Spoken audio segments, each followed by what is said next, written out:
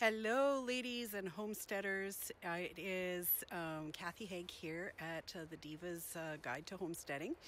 And I wanted to have a quick chat with you before I go about my day here about planning for the future. Yes, it's winter here, and you can go, what on earth is she talking about planting in the winter? Well, winter is the time when you plan and you dream and you come up with creating a new and better garden and homestead and yard and what you're going to do for the following seasons. And one of the things, if you're planning ahead at all, that you want to do is planting trees, fruit trees. And there's a lot more to it, but the place that we have here, we were originally planning on going completely off grid,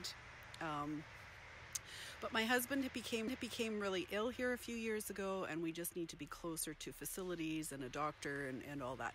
And that's something you got to take in consideration. You know, if you have a partner or somebody that, or for yourself, if you have health issues, how are you going to adapt this plan that you have?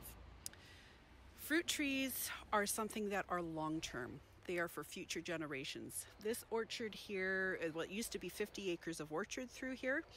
Some of it's swamp. It was all planted. It was all farmland.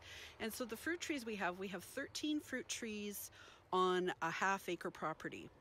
And all of those trees are on only one half of the property, so a quarter acre. So if you are looking at urban homesteading and just trying to grow more of your own food, fruit trees are something that you should absolutely be planning and thinking about. 9 of these trees are apple trees. The one I'm standing up against here is a beautiful golden Japanese plum tree, and in summer it's the most lacy and beautiful tree you can possibly imagine, or when it's blooming in the spring. But the apple trees are the diehards. We've got a whole variety. There's processing apples. There's keeping apples. Processing apples means they're not ones that you would haul to market. They're pick and eat or pick and process, make immediately into applesauce or apple butter or freezer pies or whatever it is that you're doing.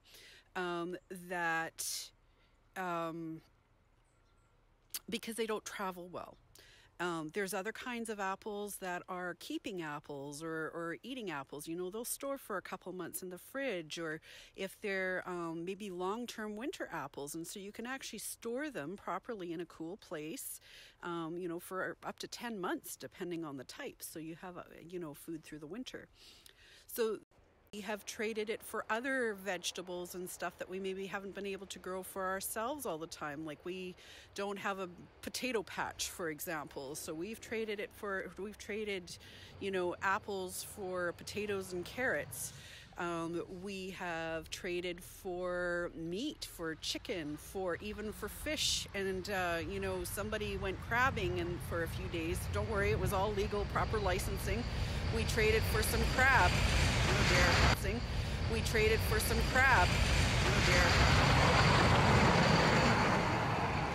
I'll wait till the snowplow gets past here.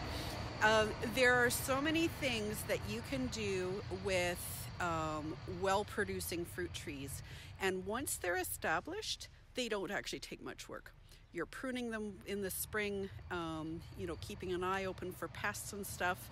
But well-established fruit trees are a look to the future. They're for your children and grandchildren, not just for you. If you have livestock, it's food for them as well.